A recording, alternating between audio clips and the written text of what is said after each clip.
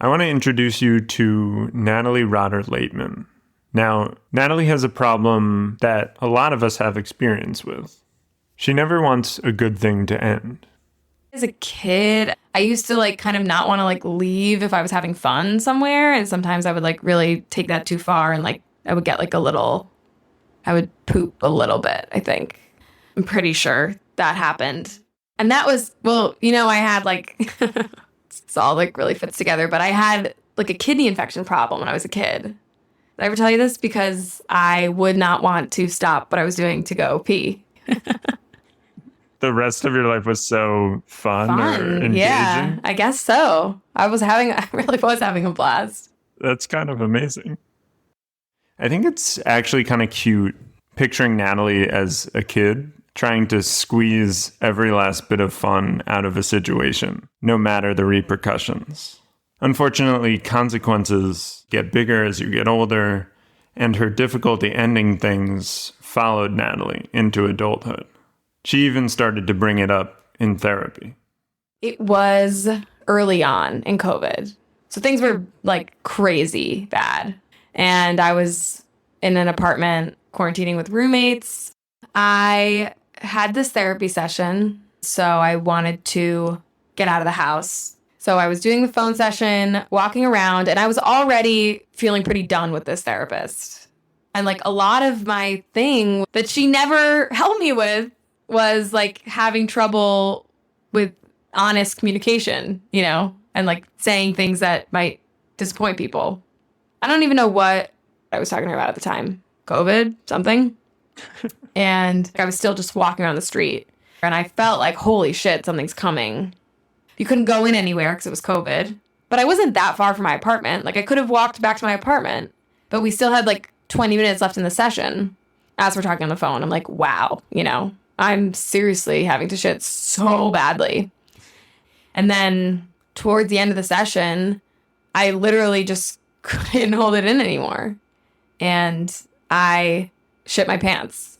Where were you when the shit happened? When you shat? Yeah.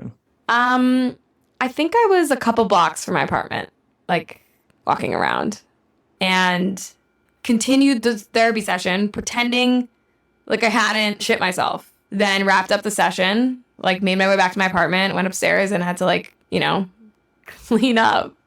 Why do you think you didn't just tell your therapist you had to, go to the bathroom? Yeah. Why didn't I just say, yeah, I have to go? Yeah. I mean, I really don't fucking know. Because, how tough is it to be hey, excuse me, I need to hang up and go to the bathroom? Yeah. I'll call you back or I'll talk to you next week. Yeah. You had, what, 5 minutes left in the session? Exactly. Just about. Which is even worse, I think, because it's 5 minutes left and you couldn't hang up early. And did I have a breakthrough with shit in my pants? No. You know what I mean? I was checked the fuck out. Are you going to explain our history, our relationship? Oh, yes. I haven't told you this. Natalie is my ex-girlfriend.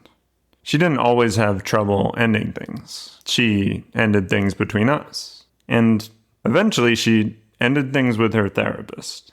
Even though just a few years ago, she thought that this therapist's time was so valuable that she literally shat her pants just for 5 more minutes of the session. It's so funny to me. If I could get a recording of that session, I would love to hear the stuff I was saying to her while I was actively shitting in my pants, Do you feel like if you had the audio and didn't know, it basically would have sounded like a normal session? I don't know. That's a really good question. Would someone have clocked it? Did she clock it? Where did Natalie go at the end of this session? Maybe a better therapist would say, hey, it kind of sounds like you're shitting your pants right now. Are you?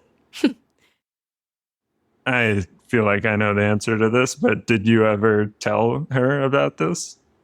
No. For sure, no. For sure, no. Absolutely not. You're supposed to think of your therapist as someone that you can go to talk through uncomfortable things. But Natalie was in real time working through something seemingly very uncomfortable, and she chose not to mention it to her therapist at all. If we can't talk to our therapists about going to the bathroom, who can we talk about going to the bathroom with? Today on the pod, I'm going to try to broaden my horizons, find some people who will talk with me about poop, and in doing so, hopefully learn a little more about when it's appropriate to talk about going to the bathroom versus when it's better to flush the topic altogether. Welcome back to Someone's In Here, a podcast where we share stories about going to the bathroom. This week, we talk about who we can or should share those stories with. I'm your host, Ben Castleman. Thanks so much for tuning in.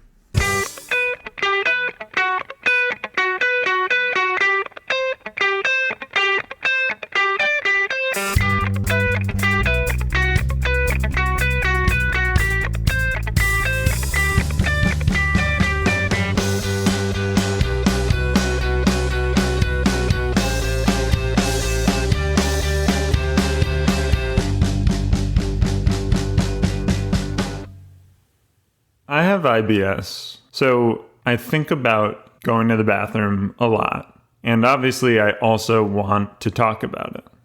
I know that that's not necessarily the case for everyone, and that not everyone that I reached out to was gonna jump at the chance to talk to me. But I kind of assumed there were people out there who thought about this stuff as much as me. You know, people we'd call experts. I would just have to find them. When I started searching for these experts, the first and kind of the only thought that came to my mind was a gastroenterologist. And so I decided to reach out to my gastroenterologist. But then I was like, I don't have his personal email or phone number. So I reached out to him how I usually reach out to him, through the patient portal. He got back to me pretty quick and said simply, I am not interested in participating in this podcast. And yet, I was undeterred. I thought I could get a gastroenterologist, maybe not mine, to talk to me. So I phoned up some other offices. Hi, my name is Ben, and I'm looking to talk to some experts in going to the bathroom for a podcast. I was wondering if one of your doctors might be available. Unfortunately, they're currently with patients. Can I take a message? Yeah. So again, I'm working on a... Eventually, I got tired of calling gastroenterologist offices. I didn't realize that even the people who think about this as much as me were going to be so hesitant to talk to me. Still, for the sake of the podcast, I had to find someone who was not in my immediate family or my ex-girlfriend. Someone who hopefully had a lot to say on the matter and would say it into a microphone. Well, I got that person, and I'm pretty proud of who I found. Okay, so you have a disclaimer that you'd like to be put in? Yes.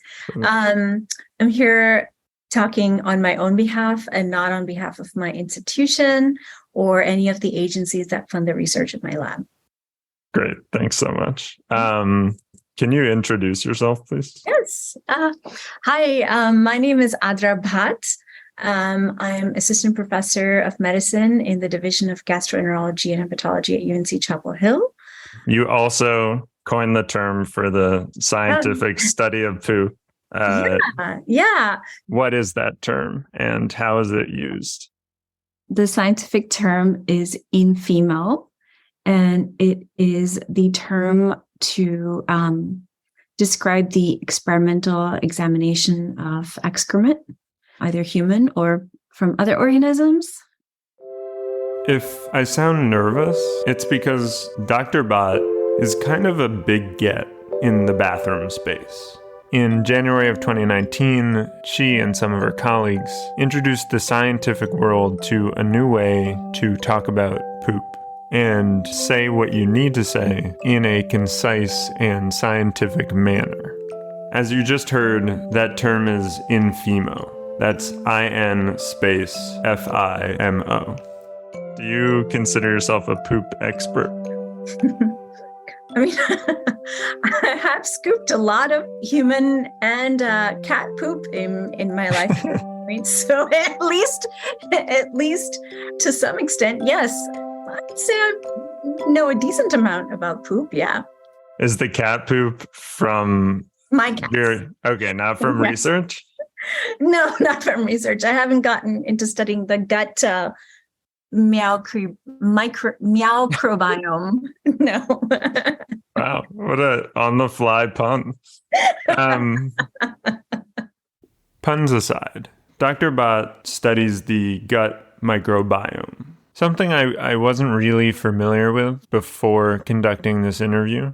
But a microbiome is a community of microorganisms, maybe bacteria, maybe fungi, and those live in our gut and eventually in our poop. The makeup of this community can change in response to what we eat, the medication we take, when or if we exercise, etc. And the gut microbiome is often changing. So poop is comprised, of a lot of bacteria, right? Mostly dead bacteria, but still tons of bacteria. And, the central goal of my research is understanding how bacteria in our gut can improve or actually impede human health. As we started to learn more and more about the diversity of the microbiota, the scale of it kind of blew my mind. I was really enticed and enamored by how now there's like thousands, millions, trillions of bacteria in our gut, each of which has thousands of genes. How are they all collectively influencing, the cells in our body? Audra and her lab mates were discovering a million reasons to talk about the bacteria that passes through our gut and ends up in our poop. The issue now became reporting these findings within the strict word limits that research journals imposed, and a fundamental lack of a scientifically accurate shorthand for poop. I realized if we just had a word like in vitro, it would be so easy. And so initially, my lab mates and I were kind of just throwing around in feco, right? Like in feces, like in feco. And then I realized, I was a researcher at a major research institution that had a classics department. The Romans were just like us, in the sense that they had a lot of different words for poop. Audra reached out to a Latin professor, and they got to work debating which of the 4 Latin terms for manure they would turn into the scientific name for poop. Eventually, they landed on the Latin root Fimus, and so the term Fimo was born, to be used in labs and research papers everywhere. Did you ever imagine contributing to the scientific field in this way? Well, ever since I was a small child, it was my goal to contribute to science. I didn't think it would be in this way, and I'm hoping that this isn't me peaking. I'm hoping this is just one small thing in relation to everything that we'll achieve over the years.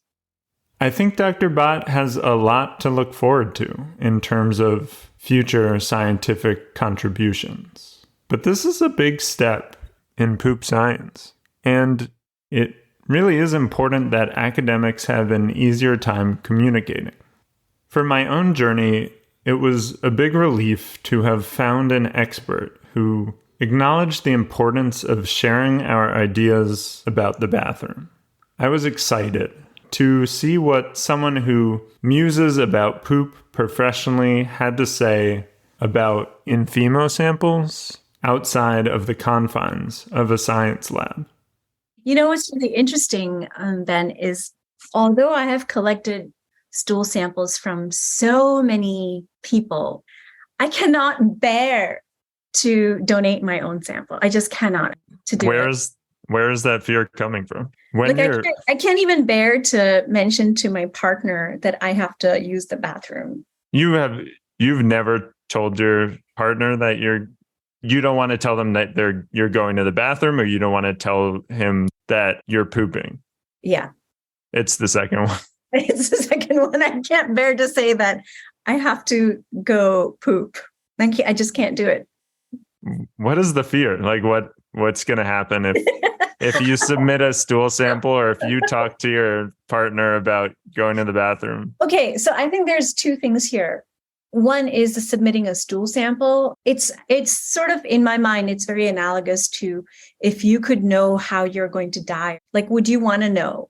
Do you know what I mean? Like, would I actually find that information helpful? Potentially you can understand that. Oh yeah, for sure. Right. But in my personal life, I still haven't come up with an explanation that I find satisfactory to myself, because I know that he poops, everybody does, right? But somehow I can't bear to think of myself as also pooping and sharing that with someone else. Does he share it with you? No, because I don't want to know. I had assumed that when I found someone who thought about poop as much, or maybe even more than I did, that she would want to talk about it. But she didn't want to talk about it. In fact, she had already talked more about her own poop to me, a complete stranger, than she had to her own husband. I must be missing something. I mean, Audra kinda has my dream job. A whole lab full of people discussing and creating new words for poop. I'm talking to you about poop right now, and I'm not getting paid at all. Is it me? Am I the weird one? I need to ask more questions to find out. Do you ever talk to your colleagues about your own poop? No. Why don't you talk to your colleagues about your own poop? They're all interested in human. Well, for one, poop, it's right? never actually come up, and it's not like they volunteer the information about themselves either, you know? Sure. But I talk to people about my human poop, and you're in a group of people who all explicitly, are interested in human poop. Mm-hmm.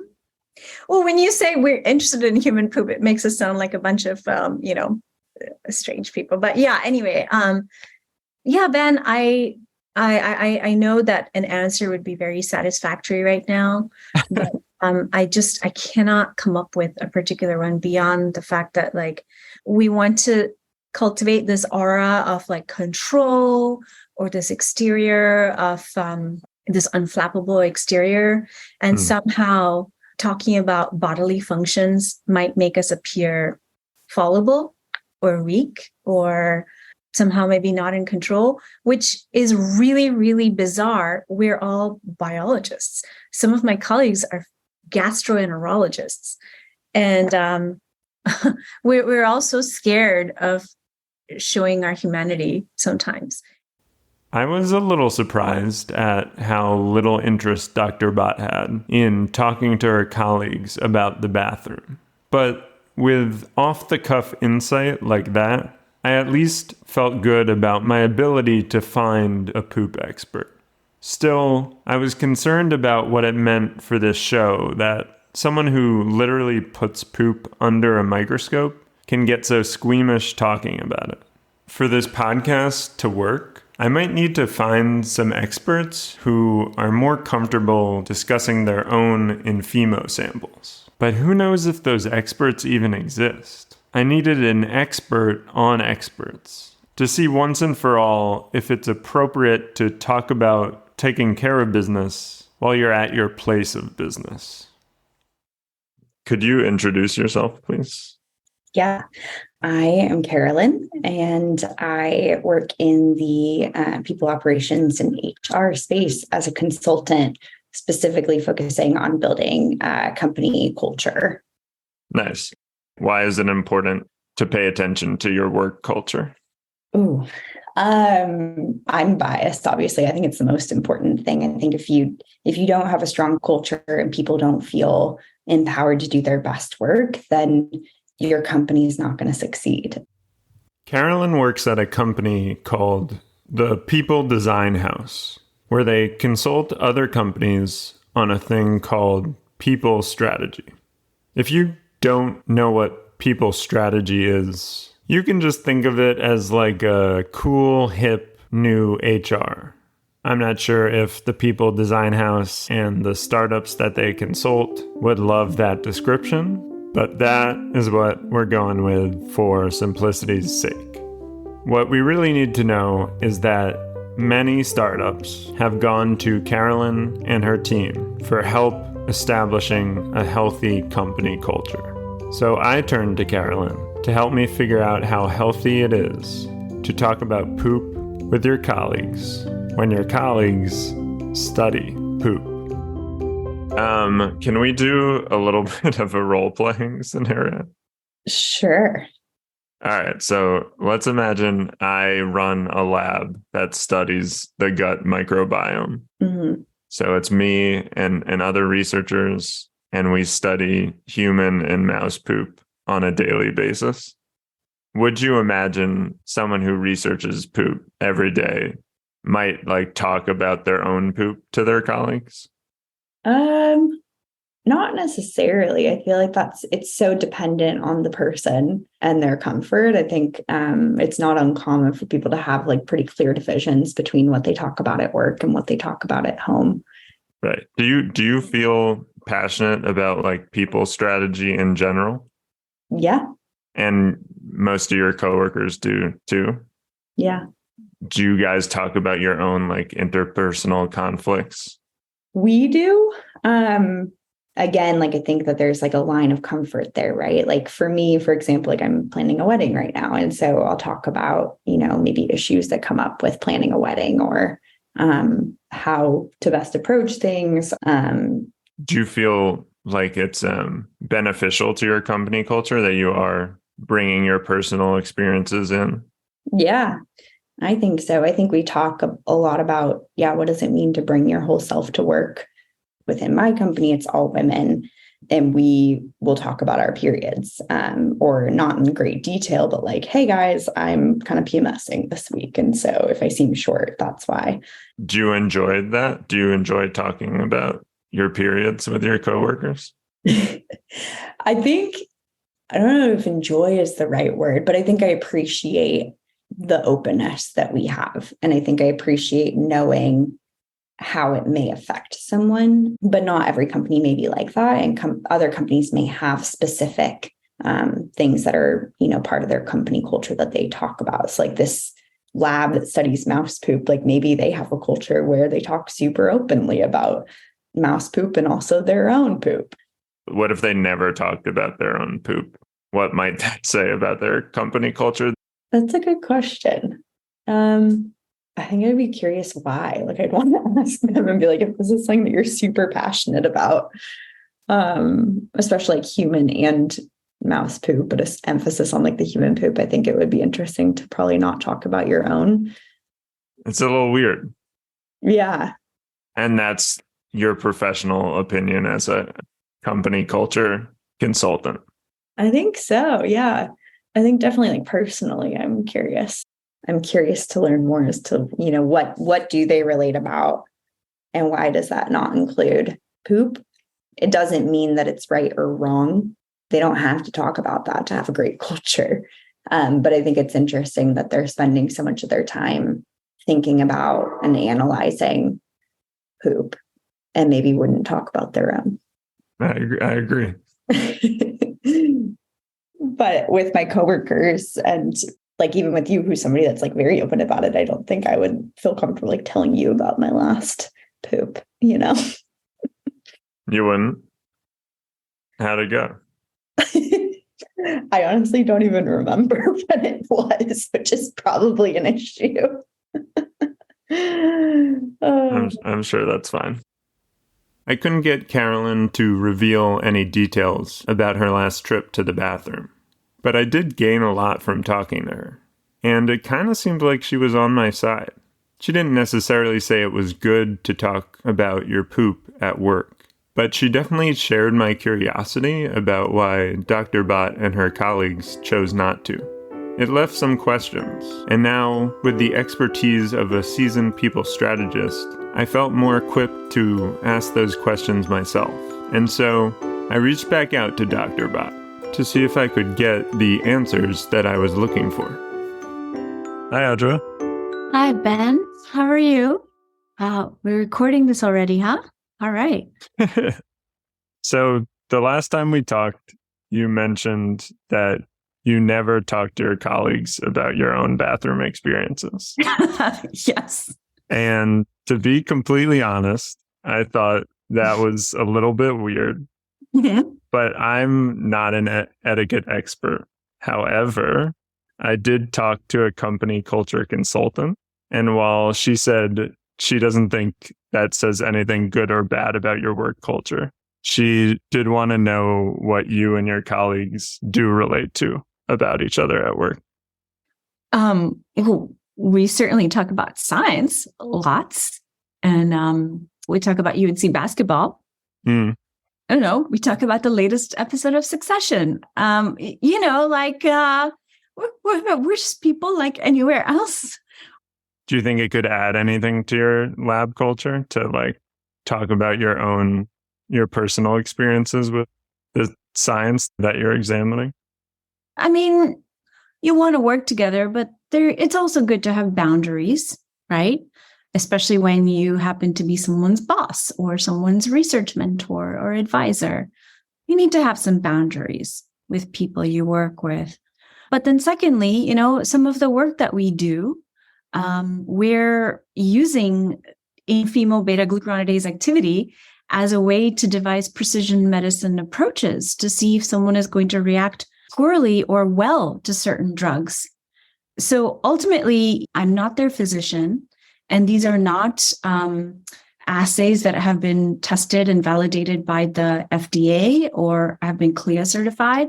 So I think that there's also a sense of obviously legal liability, professional liability, malpractice. You don't want to get into that arena either, right? A worry that you might have that other people might not is that if you were to hear some of the intimate details of your colleagues going to the bathroom, you might know too much about it. Is that what you're saying? Well, I guess maybe I guess in my mind, I was thinking about actually working with their stools for experiments. And I don't think that's what you're asking. I think the short answer to that question would be, I like to have some boundaries. I think that's fair. You can bring in your whole self as a researcher without talking about that aspect of your life. Certainly. Okay, good. Maybe I was projecting here. I want to talk to my colleagues about going to the bathroom, and I want to be seen as normal in doing that. But when Audra and her colleagues talk about poop, it might not be about a shitty or satisfying personal experience. For them, it could be about the actual physical health of whoever any given Fimo sample came from. I still think if I was in that lab, I'd talk about my poop more than Audra does. But I certainly understand boundaries when poop isn't just something you do, but is instead your livelihood. Regardless of whether or not we or you and your colleagues talk about our own experiences in the bathroom, we can, I think, both agree that paying attention to poop or our waste can be valuable, right? Yeah. Mm-hmm. Why is it important to examine what humans do in the bathroom? I think understanding how and what bacterial enzymes are doing through poop is a good way to understand what might be happening in our body. It's still the best surrogate that we have for what our gut bacteria are doing. Mm-hmm. And we know that gut bacterial function impacts nearly every aspect of physiology and influences our health. Do I think it's the perfect surrogate? No. Do I think it's one that's accessible, available plentifully, and amenable to, manipulation through various biochemical techniques? Yes. Are you just saying that part of what drew you to this work is that poop samples are easy to get, are like accessible and plentiful? Yes, absolutely. I mean, people generate many grams of fecal samples on a daily basis, sometimes multiple times a day. So the amount of material you can actually work with is quite large. And for those reasons, I think it's a good tool to use to analyze how, what is the condition of our body. Our gut microbiome is very important to our health, but it's also in large part still a mystery. Every day, our digestive system sends us these little presents that scientists like Dr. Bott unwrap to find a window into our internal worlds. I don't want to put words into Dr. Bott's mouth, but I think basically what she's saying is that our poop is a gift. Ultimately, I just want to be like Audra. Whether we're using microscopes or microphones, both of us are determined to examine the things that we can't easily see on the surface. I think in my journey, it might help if I remember not everyone is going to feel the way that I do about sharing their internal lives with their colleagues, their therapists, or even their spouses. But if I keep treating these conversations like the gifts that they are, maybe more people will see them like I do. I have a feeling that together we've got a buttload of presents left to unwrap.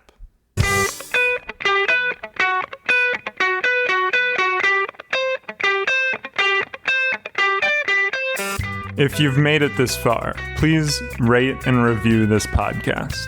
It really helps independent podcasts like this one find a bigger audience. And if you liked it, share it with some friends too. This podcast was created, edited, and produced by me, Ben Castleman. Thank you to my guests, Dr. Audra Bott, Carolyn Irving Thomas, and Natalie Rotter Laitman. Natalie has her own podcast called Exploration Live, which doubles as a live show in Brooklyn. I'd highly recommend both. This episode was produced by Jacob Sherman and Adam Yates. It was scored with original music, written and composed by Gabe Grand. The theme song, which you are listening to now, was written by Matt and Alex Schumann. The cover art was made by Yeji Kim. Shane McKeon is our consulting producer. Additional editorial help by Hannah Wishnia, Ali Castleman, and Sam Jacobson. Special thanks to Dean Mizell and Ben Bass. Follow us on Instagram, TikTok, and YouTube at someone'sinhere_podcast. And if you want to get in touch, email us at someone'sinhere.pod@gmail.com. Thank you so much for listening. I'll talk to you again next week.